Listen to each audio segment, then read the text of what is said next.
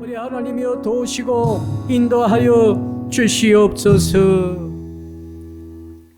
주님, 이 밤에도 진리의 말씀으로 우리의 믿음을 견고케 해 주시옵소서. 예수 그리스도 이름으로 기도합니다. 아멘. 오늘 밤에 주시는 말씀을 찾아서 교독으로 봉독하겠습니다. 구약성경 학개서 2장입니다. 구약성경 가지신 분들은 1310쪽을 펴주시기 바랍니다. 구약성경 1310쪽에 학개서 2장 1절로 9절에 있는 말씀을 우리가 교독으로 읽도록 하겠습니다.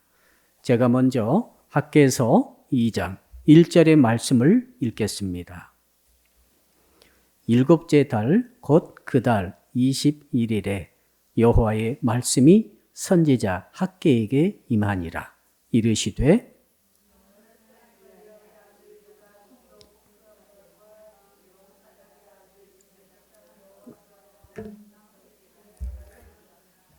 너희 가운데에 남아있는 자 중에서 이 성전의 이전 영광을 본 자가 누구냐? 이제 이것이 너희에게 어떻게 보이느냐? 이것이 너희 눈에 보잘것없지 아니하냐?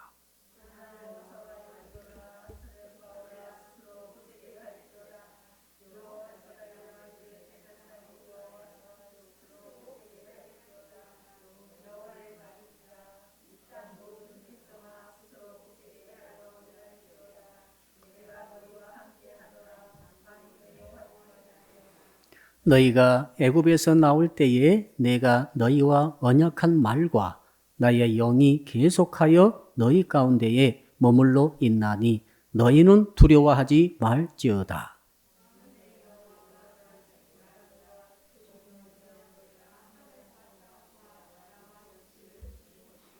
또한 모든 나라를 진동시킬 것이며 모든 나라의 보배가 이르리니 내가 이 성전에 영광이 충만하게 하리라. 만군의 여호와의 말이니라.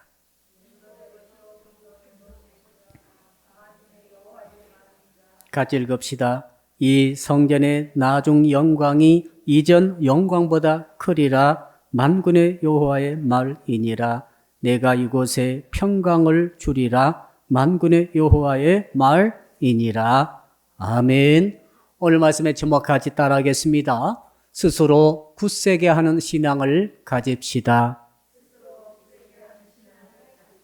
옆에 분 계시면 인사 나누겠습니다. 스스로 굳세게 하세요. 네. 건축을 하는 그런 현장에 가보게 되면은 놀라운 장면이 여러 개가 있습니다. 그 중에 한 가지는 콘크리트, 시멘트를 타설하는 그러한 현장입니다. 그 레미콘 차량이 여러 대가 줄을 쫙 서 있죠. 그래서 거푸집만 만들어진 나무로 틀만 짜진 그곳에 그 레미콘 차량을 가져온 물렁물렁하고 죽처럼 생긴 콘크리트를 거기에 붓는 거죠. 이렇게 부을 때 펌프를 통해서 그 액상 상태의 콘크리트를 1층, 2층, 3층, 때로 10층까지 높이 올려가지고 거기에 나무로 짜진 그 기둥의 틀 안에 부어 넣습니다. 그 장면 보면 참 신기합니다. 그러면은 이 죽상으로 되어진 콘크리트가 용액이 그 안에 흘러 들어가므로 이제 그것이 기둥이 채워지죠. 이렇게 거푸집 이 틀이 나무 속에 있는 나무로 짜진 틀 속에 기둥이 다 액상 콘크리트로 쭉 채워지게 됩니다. 그리고 이제 그것이 한 며칠 있으면은 굳어지게 되죠.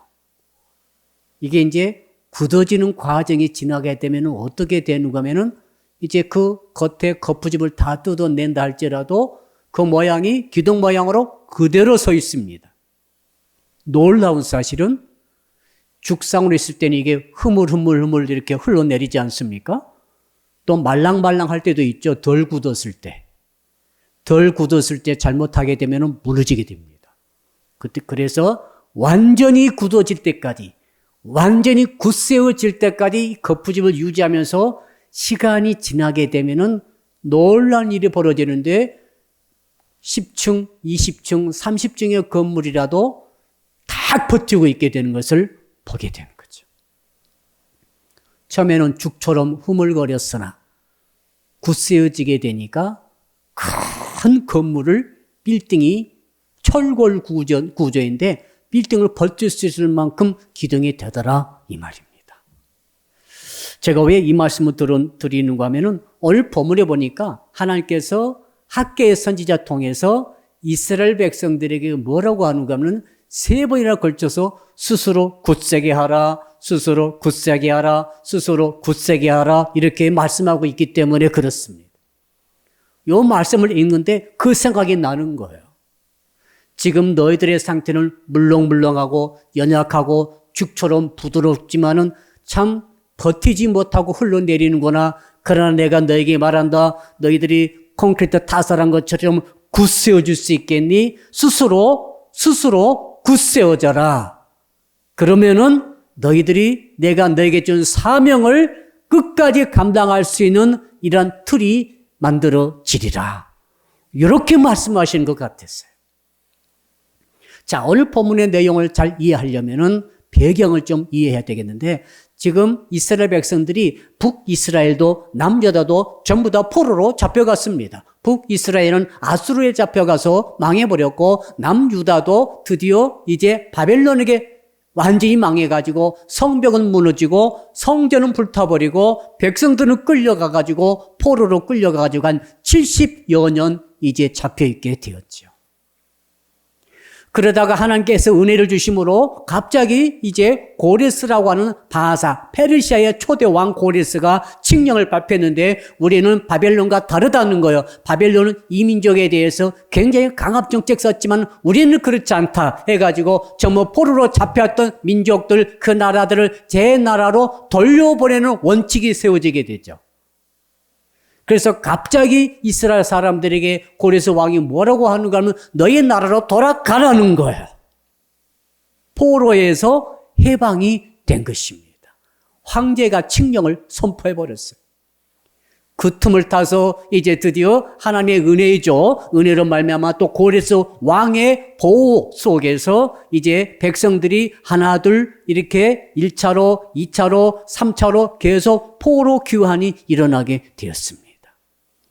자, 그들이 포로로 돌아와서 예루살렘의 조국에 딱 돌아보니까 엉망진창이었습니다. 70여 년 전에 무너졌던 성벽 그대로 무너진 상태 그대로였고 거기에 짐승들이 왔다 갔다 하면서 그리고 자기들이 없는 틈을 타서 이민족이 와서 그곳에 살고 있었죠.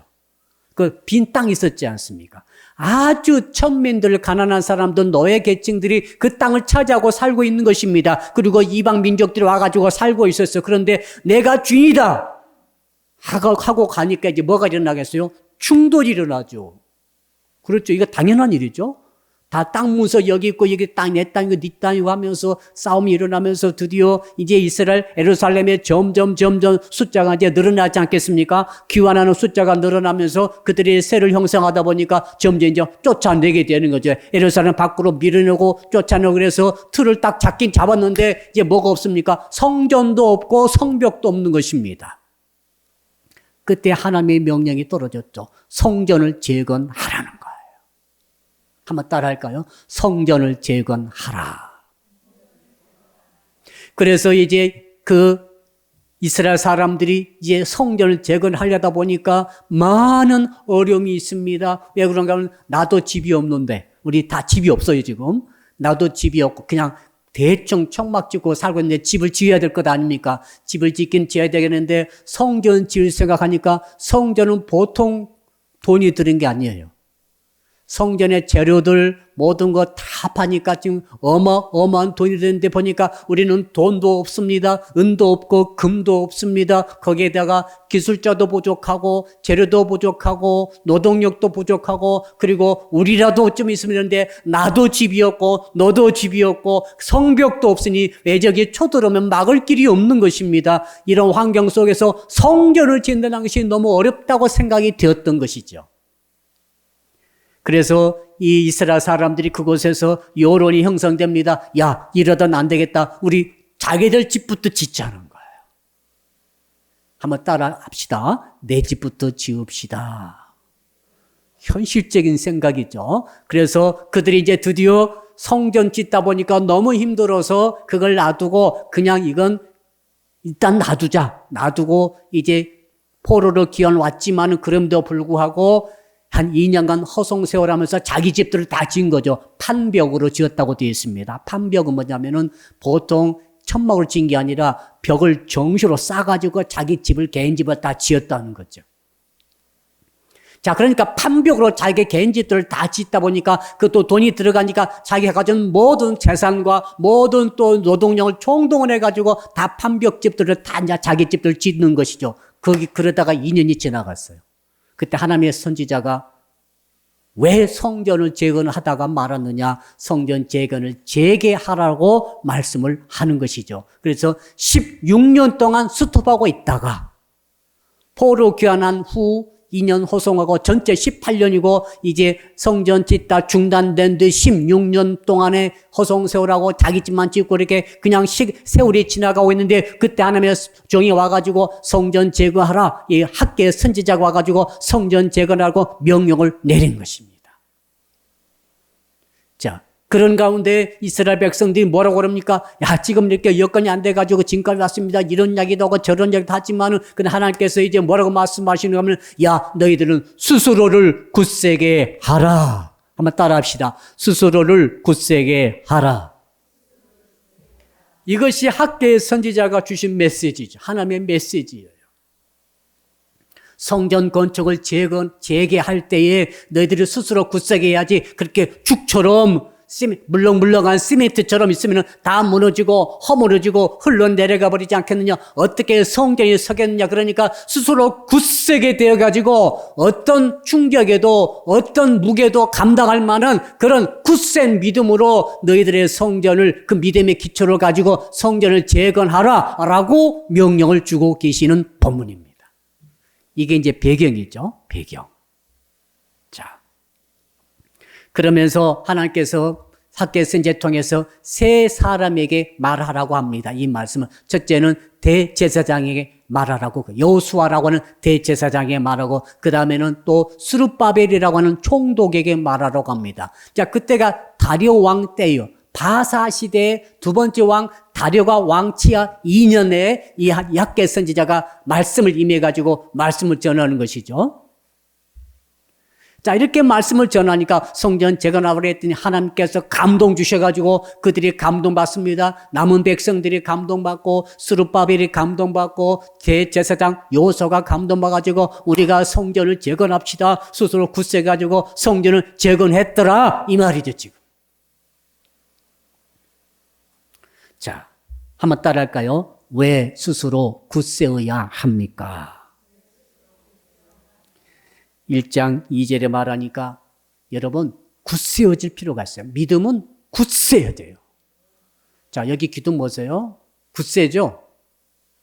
굳세게 버티고 있죠? 이 볼을 보십시오. 전부 콘크리트 아닙니까? 지금 속에다 철근 들이고 콘크리트로 다 썰어가지고 이렇게 처음에는 흐물흐물해서 이걸 나무로 이렇게 볼을 막아서 이렇게 거푸집을 만들어서 했지만 지금 다 뜯어내버려도 절대 무너지지 않죠.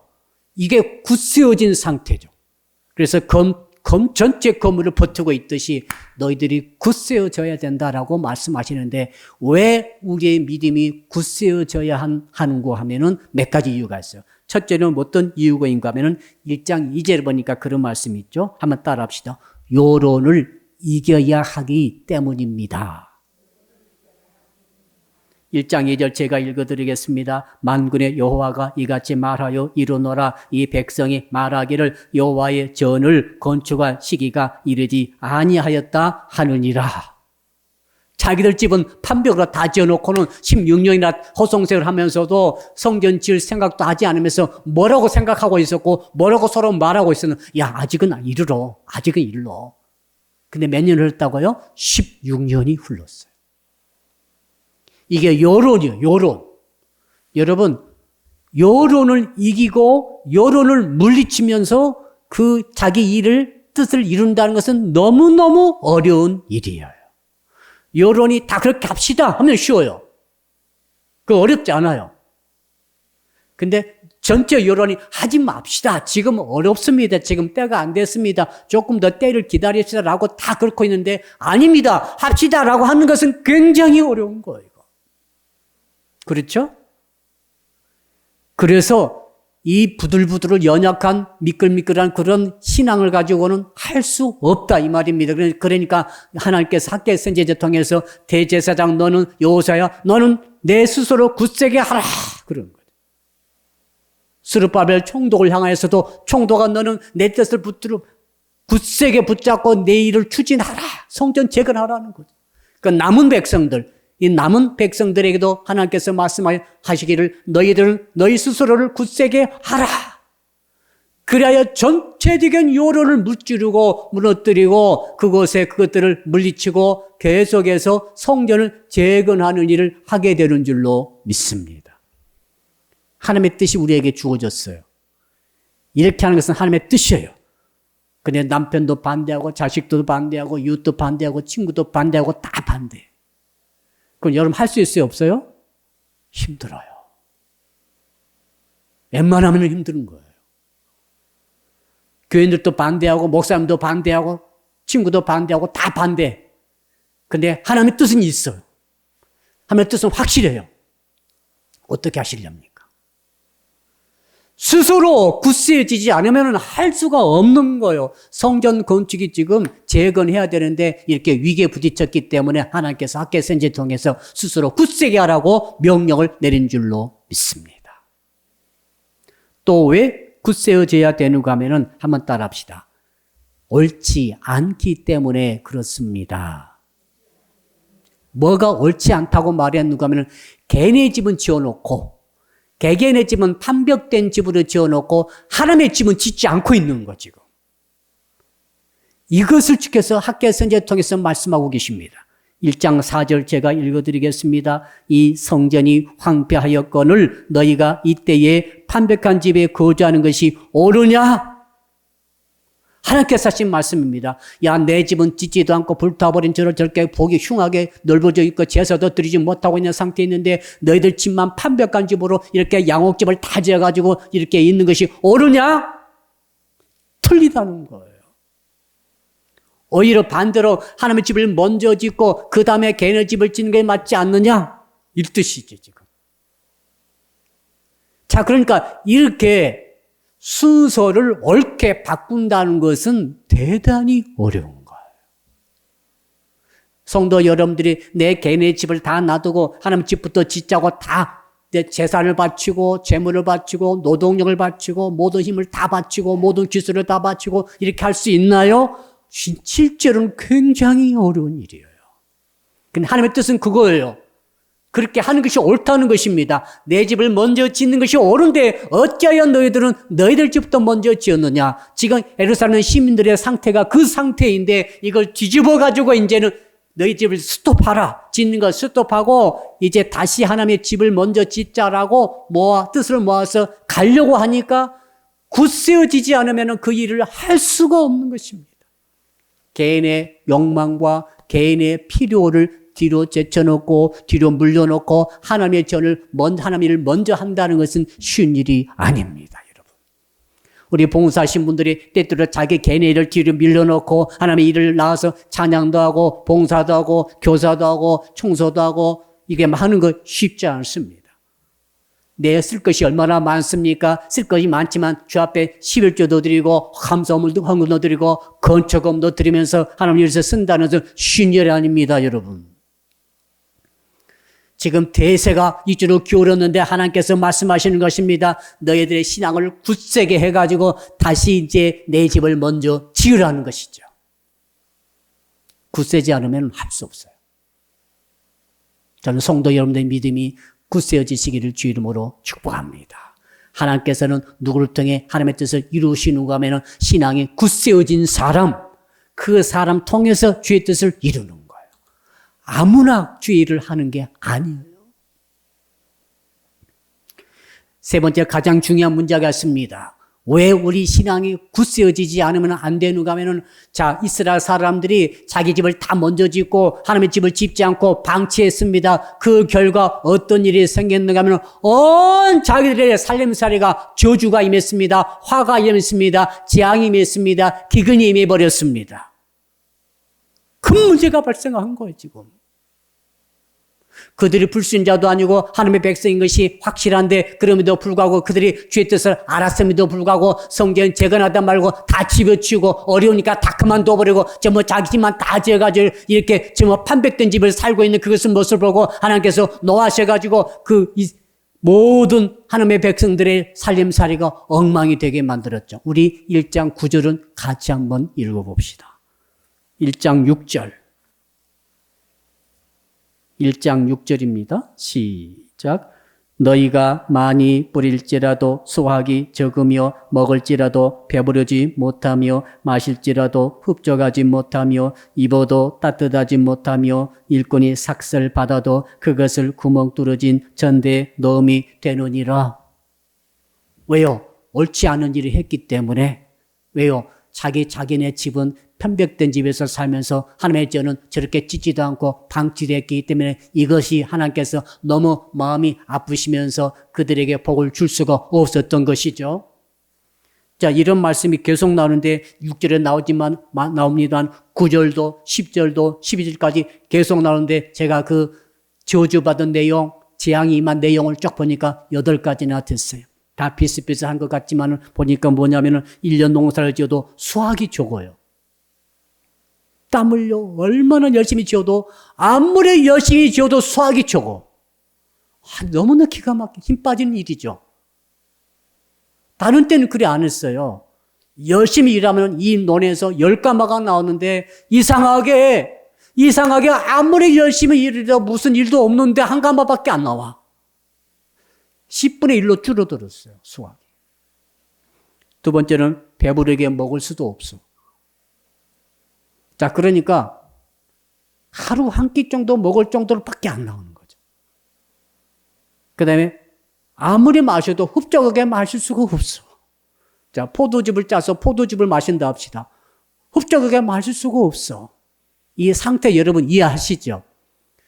좀 마음껏 먹었으면 좋겠는데 딱 그 부족한 만큼 딱 주는 거예요.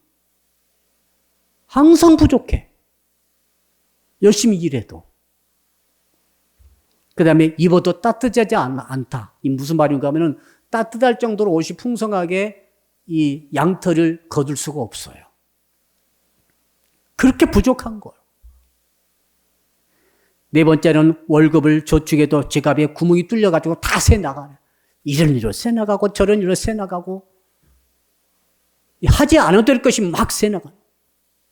저는 가장 아까울 때 중에 한 가지가 언제냐면 교통신호 위반해가지고 벌금이 나왔을 때, 이야, 어쨌든 7만 원이 나왔어요. 얼마나 아까운지 몰라요. 그러면서 반성해 보는 거죠. 이거 안 해도 되는데 7만 원이 나왔다. 여러분, 어떤 사람은 100만 원도 나오고 200만 원도 나오고 어떤 사람은 벌금이 또 500만 원도 나왔대. 그러면 여러분 생각해 봅시다. 안 내도 되는 게 쓸데없는 것이 막 나가면 어떤 생각이 듭니까? 야, 내 지갑에 구멍이 뚫렸구나.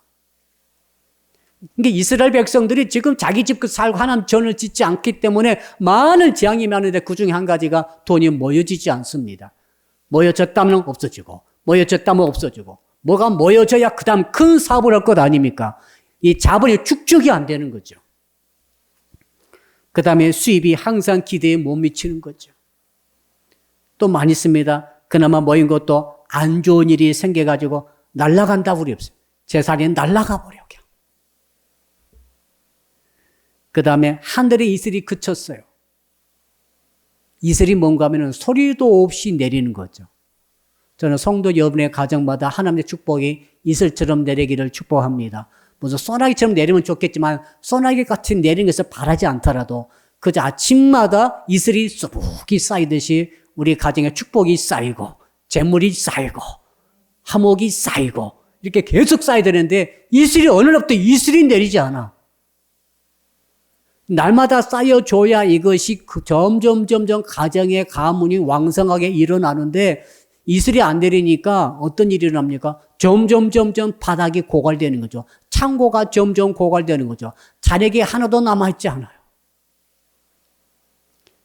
그 다음에 손으로 하는 모든 일에 한계가 들어서 소득이 확 줄어들었다. 기근이 임하는 거죠. 포도를 심어도 포도가 10분의 1밖에 거치지 않고, 벼를 심어도 그렇고, 과일을 심어도 그렇고, 일을 해도 그렇고, 무슨 일을 하든지 한계가 임해. 그러니까 얼마나 답답합니까?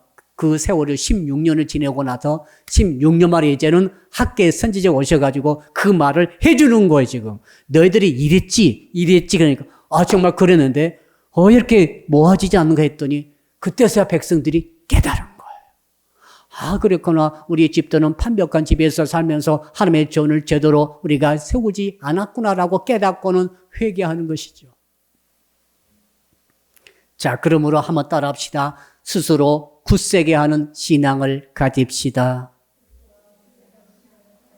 이 모든 상황을 이제 뒤집어 보고 바로 올바른 말씀의 원리대로 신앙을 굳세게 가지고 하나님의 전을 세워가야 할 터인데 이게 보통 어려운 일이 아닙니다. 굳센 믿음이 필요하죠. 자, 어떻게 굳세어질 수가 있겠는가? 이제 그걸 살펴보는 거죠. 첫째는 한번 따라할까요? 하나님의 감동이 있어야 합니다. 감동이 뭐냐면은 그냥 감동이 되는 거예요. 예. 어느 날 하나님께서 감동을 주셔요. 네가 이 일을 해라. 그 일을 하는 거죠. 아멘. 네가 이것을 좀 부담해라. 감동이 오면 부담하는 거예요. 감동이 오면 도와주는 거예요. 감동이 오게 되면 무슨 일을 할지 몰라요. 자, 1장 14절 보니까 한번 여러분 같이 읽어볼까요? 1장 14절 같이 읽읍시다. 시작. 여호와께서 살디엘의 아들 유다 총독 스룹바벨의 마음과 여호사닥의 아들 대제사장 여호수아의 마음과 남은 모든 백성의 마음을 감동시키심에 그들이 와서 만군의 여호와 그들의 하나님의 전 공사를 하였으니 16년 동안 하지 못했지 않습니까? 어렵다고 이 핑계 대고 못하고 내 집 짓느라 못하고 돈을 거기다 다 써버렸어요. 힘을 다 쏟아버리니까 더 이상 할 여력이 없다고 못하고 이 핑계 저 민족이 건드니까 못하고 이런 핑계 저런 핑계 대고 못하다가 그런데 이 학계 선지자 말씀 들을 때 감동이 오는 거죠. 이제 대제사장도 감동이 오고 총독도 감동이 오고 남은 백성들도 감동이 오니까 이제는 하자. 이 감동이 오니까 그냥 하나님의 전 재건하는 일을 다시 시작하더라 이 말이죠. 저는 성도 여러분들에게 하나님의 감동이 늘 오시기를 주 이름으로 축복합니다. 그럼 어려운 줄 모르고 하게 되는 거죠. 감동이 오면은 어려운 줄 모르고 하는데 감동이 안 오면 그렇게 어려울 수가 없어요. 힘들어요. 어렵고 조그만 무슨 일이 생기면 그 핑계대고 안 해버려. 감동이 없어서 그렇죠. 그런데 감동이 있으면은 끝까지 할 수 있게 됩니다. 감동이 있는데 뭐가 문제예요? 하나님께서 지금 이스라엘 백성들에게 학계 선지자 말씀과 더불어서 감동을 주심으로 스스로 굳세어지게 되는 거죠. 믿음 나도 모르게 스스로 굳세어지면서 감동을 힘이 입어서 이제는 전부 다 나와가지고 노동력도 제공하고 기술도 제공하고 물자도 제공하고 다 제공해가지고 이제 드디어 하나님은 전 재건한 일을 시작하더라 이 말입니다. 오늘 밤에 우리가 하나님의 감동받기 위해서 기도할 수 있기를 주 이름으로 축복합니다. 그 다음 두 번째로 어떻게 되는가 한번 따라 합시다. 스스로 해야 굳세게 합니다.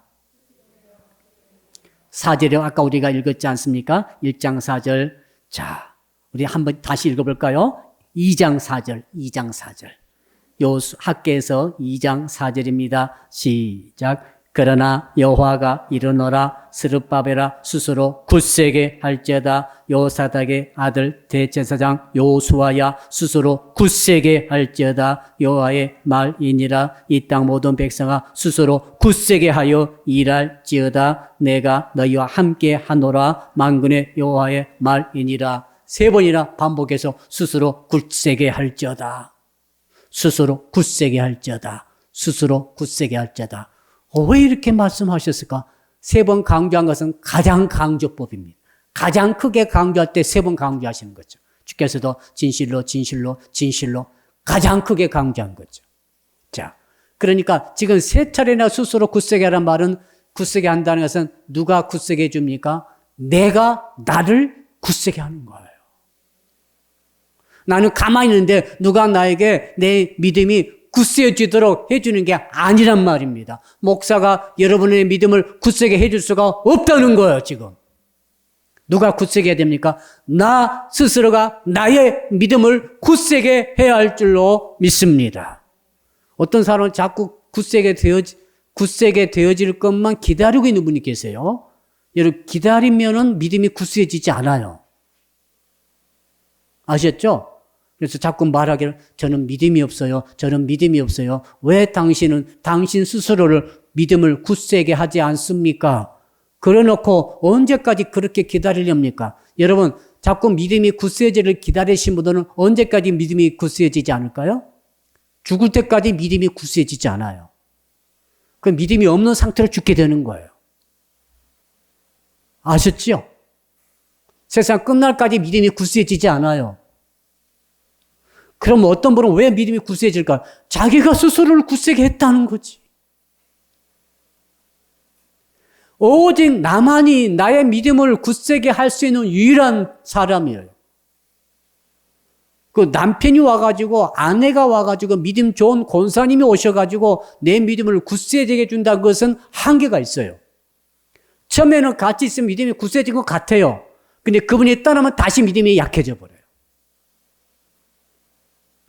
그런데 내 스스로 굳세게 되어지면은 누가 오셔도 좋겠지만은 누가 도와주면 더 믿음이 굳세지겠지만 그분이 가셔도 그분이 없어도 믿음을 유지하고 굳세어 버티고 서 있는 거죠. 왜? 내 스스로 굳세게 했기 때문에.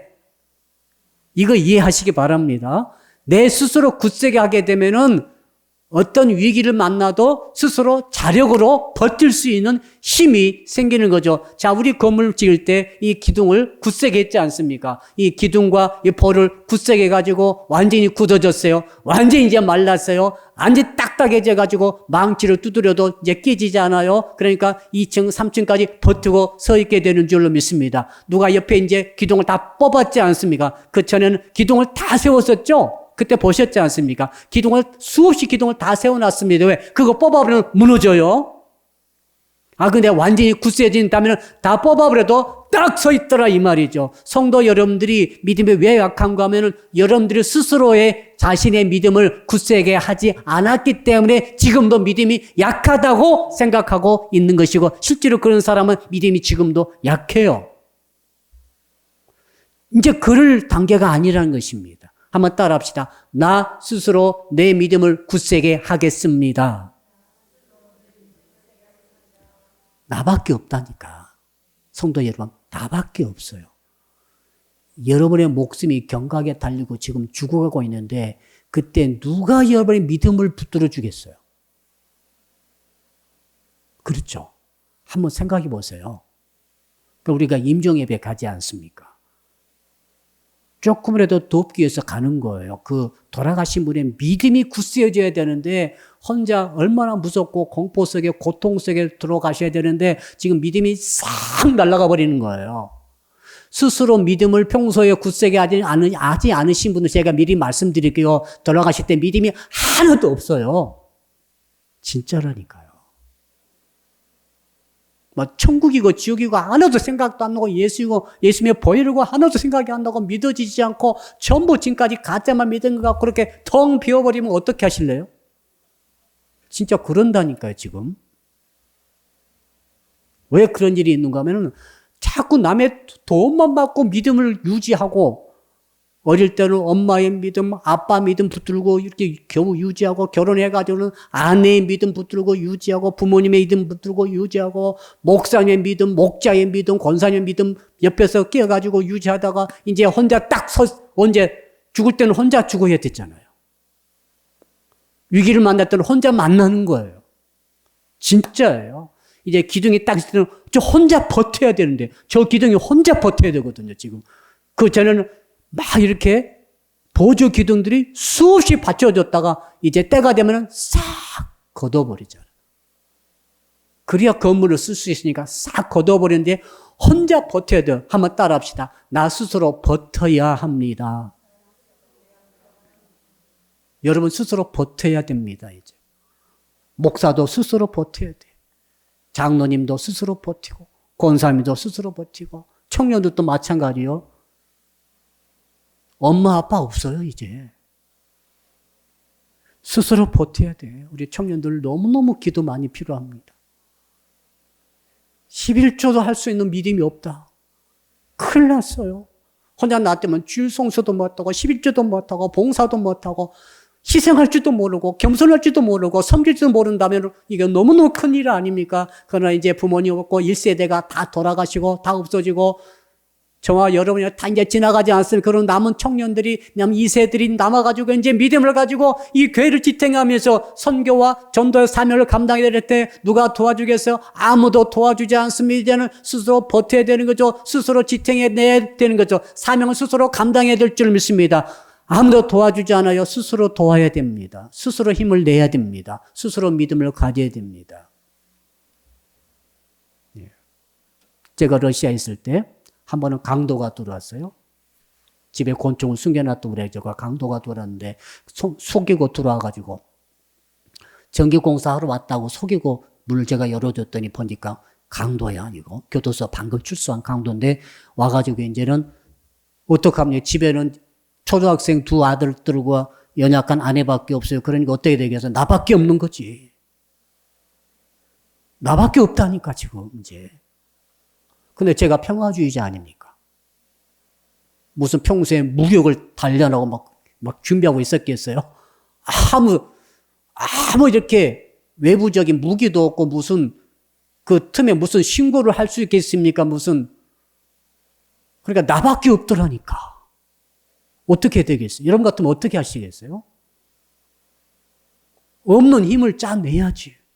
나는 힘이 없고 평생 한 번도 싸우지도 못한 사람인데 이제 그 강도와 더 러시아 청년과 이제 싸움이 붙은 거지. 이게 씨름을 하는 거예요. 이제 들어올라가고 이미 열어가지고 현관에 들어왔는데 이게 더 이상 안방으로 못 들어가도록 이제 막아야 될 것 아닙니까? 막아내는데 이게 힘이 세더라니까요. 정신도 없이 이제 싸우는데 야곱처럼 싸우는데 없던 근육의 힘을 전부 짜내가지고 이제 버텨야 되니까 어떻게 해요? 지금 나밖에 없는데. 내가 밀리면 어떻게 되겠어요, 진짜? 무슨 일이 일어날지 어떻게 알겠어, 지금? 이제 사력을 다해서 싸우는 거예요. 없는 믿음을 짜내야 된다니까, 이제. 여러분에게 지금 어떤 일이 터졌을 때, 과업이 터졌을 때, 일이 죽음뿐만 아니라 어떤 위험한 순간이 왔을 때 여러분밖에 없어요. 스스로 굳세어져라. 그래서 스스로 굳세게 하는 신앙이라고 하는 것은 내 스스로 굳세어져야 되는 것입니다. 그렇지 않으면 성전 재건할 수 없어요. 하나님 일을 할 수도 없단 말입니다. 자, 믿음의 세계 똑같습니다. 믿음의 작용이라는 것은 우리 믿음은 하나님의 선물인 것이 맞습니다. 자, 그러니까 첫 번째 은혜를 받고 감동을 받아야 됩니다만은 두 번째는 스스로 하라고 하시지 않습니까? 그러니까 어떻게 합니까? 내가 믿는다는 것은 뭐냐면 내가 믿는 거예요. 내가 결정하는 거죠. 내가 믿을 것인가 믿지 않을 것인가. 자, 내가 그때 순간 강도를 맞닥뜨려서 싸울 때 나는 스스로 결정해야 됩니다. 내가 이 사람을 막아낼 것인지 막아내지 않을 것인지를 내가 나를 믿을 수밖에 없는 거예요. 내가 나를 믿을 수밖에 없는 거죠. 그렇죠. 여러분, 그런 순간 여러분도 한 번씩 생각해 보시면은 닥친 적이 있을 것입니다. 아무도 도와주지 못하는데 나밖에 나를 도울 수가 없어. 나밖에 힘을 낼 수밖에 없어. 여러분 임종 때 무슨 힘이 있어요? 내 믿음밖에 없다니까. 내가 믿어야지. 아무것도 안 보이고 캄캄하고 천사가 보입니까? 천국이 보입니까? 아무 주님도 보이지 않고 마귀 같은 것들만 밖에서 와글와글 거리는 것 같고 그때 어떻게 하실래요? 마귀 같은 것만 여자 소리 지르면서 막 겁을 주면서 막 덤비들고 있을 때 어떻게 하시려냐고 지금 여러분들은 막 벌벌 떨면서 나 죽겠네 하고 끌려가시렵니까? 마귀에게 끌려가면 끝장 아닙니까 지금? 어떻게 하실래요? 스스로 굳세게 해야 된다니까. 믿음으로. 예수 이름을 부르고 예수 보혈을 믿습니다 하고 말씀을 기억나든 안 나든 간 말씀을 선포를 하고 예수님의 귀신을 쫓아내고 죽음의 영을 쫓아내고 이 죽음의 공포를 두려움을 다 물리치고 누가요? 내가 해야 됩니다. 이런 수밖에 없어요. 아무도 도와줄 수 없습니다. 나밖에, 내 믿음밖에. 그러므로 스스로 굳세게 하는 신앙을 가지라는 거죠. 자, 그렇다면은 도대체 어떻게 구체적으로 스스로 자기를 굳세게 할 것인가? 한 가지밖에 없죠. 하나님의 말씀이죠. 우리 2장 5절 우리 한번 읽어볼까요? 시작. 너희가 애굽에서 나올 때 내가 너희와 언약한 말과 나의 영이 계속하여 너희 가운데 머물러 있나니 너희는 두려워하지 말지어다. 그 두려움을 어떻게 이기는가 하면 하나님의 언약의 말씀밖에 없어요. 언약의 말씀 붙잡아야 됩니다. 언약의 말씀이 생각나야 됩니다. 언약 말씀을 통해 나를 굳게 하는 거죠. 근데 언약의 말씀이 없어버리면 굳세어지지 못해요. 언약의 말씀이 있어야 애굽에서부터 출애굽할 때부터 내가 너희와 함께 있었다. 내가 너희에게 준 그 언약의 말씀이 있지 않느냐. 그 언약의 말씀이 내 영이다. 내가 너희와 함께 있다라고 지금 말씀하고 있지 않습니까? 그러므로 지금 포로에서 돌아와가지고 이전한 상태에서 성전 재건해야 되는데 너무너무 힘들고 어려운데 어떻게 합니까? 그 언약의 말씀 붙들고 스스로를 누가요? 아무도 도와주지 않아요. 스스로를 굳세게 가지고 버티고 서가지고 성전을 재건해야 할 줄로 믿습니다. 주께 주신 사명을 감당해야 할 줄로 믿습니다. 말씀밖에 없는 거죠. 그런 말씀 붙잡는 것이 무엇인가? 한번 따라할까요? 사람의 말 대신 하나님의 말씀을 붙잡읍시다. 사람들은 뭐라고 말했어요? 아까 제가 읽어드렸죠? 야, 지금은 성전 건축할 시기가 아니야.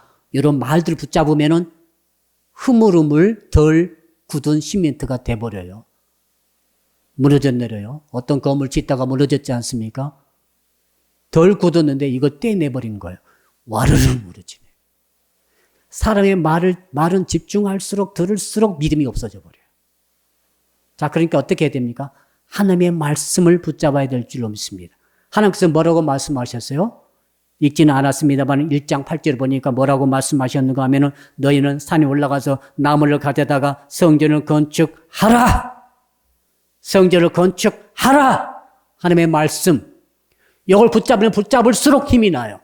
붙잡을수록 믿음이 굳세어져. 근데 지금은 성전 건축할 시기가 아니야. 아직 타이밍이 안 돼서라도 이런 인간의 말을 들으면 들을수록 믿음이 흐물흐물 녹아내리는 거죠. 너무너무 중요한 원리예요. 두 번째로 한번 따라합시다. 사람의 시각이 아닌 하나님의 시각을 붙잡읍시다.